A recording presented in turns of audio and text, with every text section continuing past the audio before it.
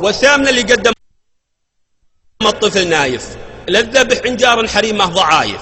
سليمان قال الطفل نلقى خلايف، بني عطية طيبهم طال مبناه. السالفة هذه ما هي قديمة، هذه حدثت عام 1390 هجري على وقت الملك فيصل رحمة الله عليه. سليمان من بني عطية، وبني عطية قبيلة ترجع أصوله إلى وائل، وهم اللي يسكنون الآن ويتكاثرون في تبوك. وكان يسكن كالوقت جنوب من نواحي خميس مشيط. كان له جار زهراني، والجار هذا شباب معه أمه وست خوات، ما لهن ذكر بهالدنيا سبحان الله إلا هو الأخو هذا. قدر الله أنه يصير فيه هوشة، أطلق النار، مات قتل واحد، صار يبي قود أنت يا الزهراني. كان سليمان بن زعل العطوي شايب وله عيال، كان لا جاب الليل سمع بتاء جاراته البنات اللي يبي يقتل أخوهن ولا لهن غيره، فيتضايق بحكم أنهن جاراته، هم من يروح لمراعي الدم يصول عليه يحاول به، يا مر يوم طوله مرة مرتين 13 يوم، تضايق رعى الدم، سوى مثل ما تقولون خطة، هو يحسبه خطة يبي يفتك من هالعطوي.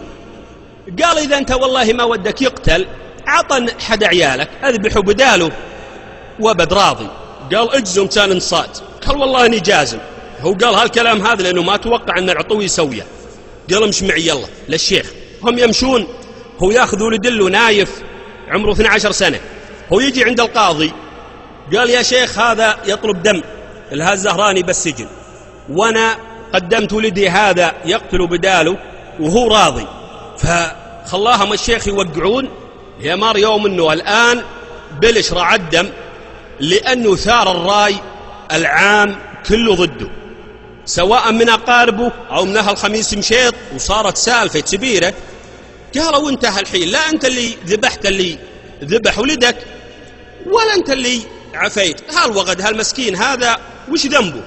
وطبعا العطوي يوم وقع قال إذا تبون الولد الحين تأخذونه وتروحون بتسجنونه، ولا تبون تخلونه عندي متى ما بغيتوه جيب، أنا عندي 5 عيال ولا راح واحد يمر يبقى لي 4 ولله الحمد، لكن جاراتي 6 وأمه هنا 7، إذا اقتل هالزهراني ما راح يبقى له أحد.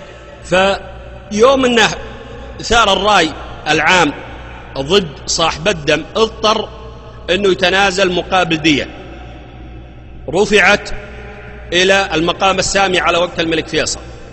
جاءت من الملك فيصل رحمة الله عليه يقول ما دام سليمان بن زعل العطوي صار هو المؤدي للدية بدل الزهراني، لذا عليه أنه يدفع أيضا دية الاثنين اللي قتلوا مع هذا، فدفع 3 ديات رحمة الله عليه، لكنه أنقذ هالشاب على أساس يبقى عند خواته وعند أمه.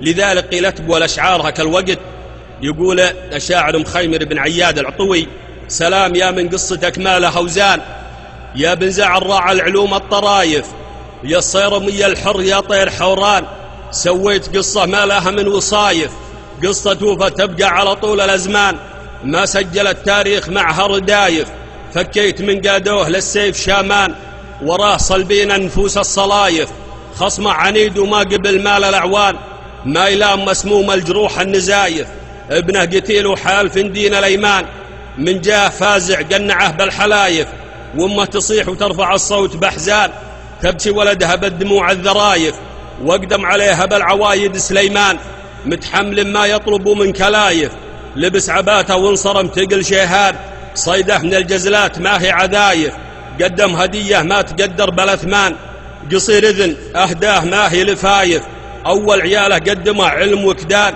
قال استلم نايف وفك الستايف، احنا اللي وقع من دون والد والأخوان، عليه 7 من الأناثي لهايف، الله يجزى كل محسن بالإحسان، ويجزاك بالخيرات يا بالعطايف، تستاهل البيضة على كل الأوطان، فكيت صالح من سجيل الرهايف، لو انقتل راحا على طول يتمان، صغار السن وجربن العنايف، وما عجوز وشوفها صار تعبان، شي تحن لها القلوب اللطايف، وجابك لهم ولا الأقدار من شان تلم شمله للقلوب والولاية. يعني الطيب ما هو لازم قديم، الطيب سواء قديم أو حديث، العبرة بالموقف والشيء اللي سواه سليمان بن زعل العطوي. نادر إن رجال يسويه يقدم ابنه يقتل مقابل جاره، كله من الرحمة على أساس هالبنات اللي ما له إلا الله ثم هو. انتهى الجزء الأول من هذه الموسوعة، وننتظركم في الجزء الثاني.